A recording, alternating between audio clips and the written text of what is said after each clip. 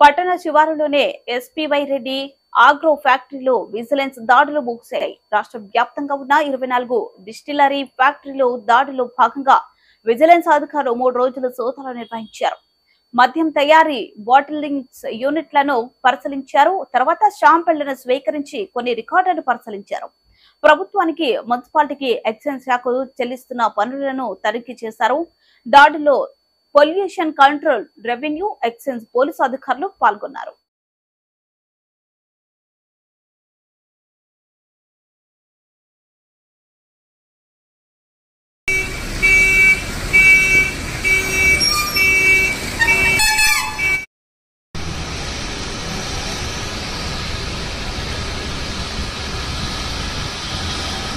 वो गाड़ी का मार रहा है।